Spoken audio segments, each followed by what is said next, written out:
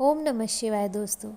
एक गांव में एक मूर्तिकार रहा करता था। वह काफ़ी खूबसूरत मूर्तियां बनाया करता था और इस काम से बहुत अच्छा कमा भी लेता था। उसे एक बेटा हुआ। उस बच्चे ने बचपन से ही अपने पिता के पास मूर्तियां बनाना शुरू कर दी। धीरे धीरे उसने मूर्तियां बनाना सीख लिया। अब वह बहुत अच्छी मूर्तियां बनाया करता था और पिता अपने बेटे की कामयाबी पर बहुत खुश हुआ और गर्व महसूस करता था। लेकिन जब भी वह मूर्तियां बनाता, हर बार बेटे की मूर्तियों में कोई ना कोई कमी निकाल दिया करता। वह कहता था, बहुत अच्छा किया है बेटा, लेकिन अगली बार इस कमी को दूर करने की कोशिश करना।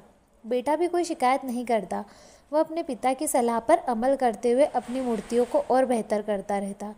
इस लगातार सुधार से बेटे की मूर्तियाँ अपने पिता से भी अच्छी बनने लगी और ऐसा समय भी आ गया कि लोग बेटे की मूर्तियों को बहुत पैसा देकर खरीदने लगे, जबकि उसके पिता की मूर्तियाँ पहली वाली कीमत पर ही बिकती रही। पिता अभी भी बेटे की मूर्तियों में कमियां निकाल ही देता था, लेकिन बेटे को अब यह अच्छा नहीं लगता कि कोई उसकी मूर्तियों पर कमियां निकाले और वह बिना मन के कमियों को स्वीकार करता था, लेकिन फिर भी अपनी मूर्तियों में सुधार कर ही देता था। एक दिन ऐसा भी आया कि जब बेटे के सब्र ने जवाब दे दिया। पिता इस बार जब कमियां निकाल रहा था तो बेटा बोला, आप तो ऐसे कहते हैं कि जैसे आप बहुत बड़े मूर्तिकार हो। अगर आपको इतनी समझ होती तो आपकी मूर्तियाँ इतनी कम दाम में नहीं बिकती।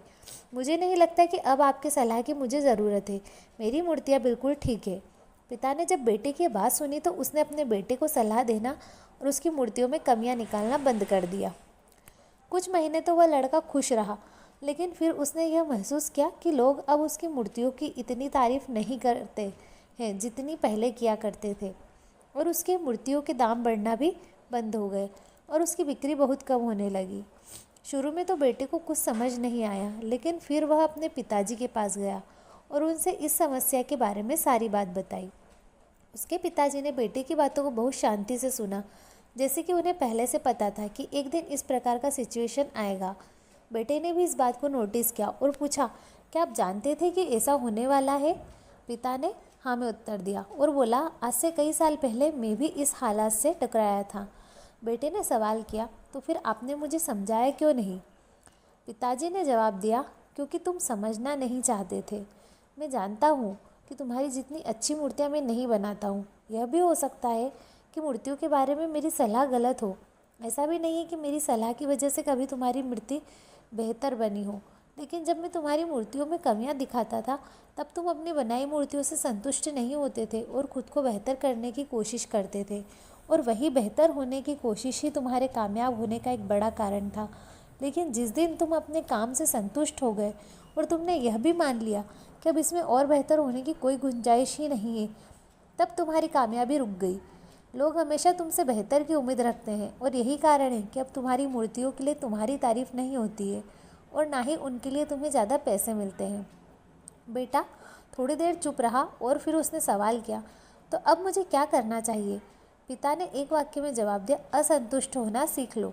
मान लो कि तुमसे हमेशा बेहतर होने की गुंजाइश बाकी है। यही एक बात तुम्हें हमेशा आगे बढ़ने के लिए प्रेरित करती रहेगी, तुम्हें हमेशा बेहतर बनाते रहेगी। कहानी का सार दिन के उजाले की तरह साफ है। इस संसार में कोई भी इंसान किसी भी काम में 100% उत्तम नहीं है। हर इंसान में कुछ ना कुछ कमी जरूर है। हमें इस कमी को अपने अंदर तलाश करना चाहिए और इसे बेहतर बनाने की कोशिश करना चाहिए, और इस कमी को तलाश करने के लिए हमें असंतुष्ट होना सीखना होगा। तभी जाकर हम अपने जीवन में आगे बढ़ सकते हैं। दोस्तों, बाप और बेटे की शॉर्ट इंस्पिरेशनल स्टोरी हिंदी आपको कैसी लगी? हमें कमेंट करके ज़रूर बताएं और इसे शेयर करना ना भूलें।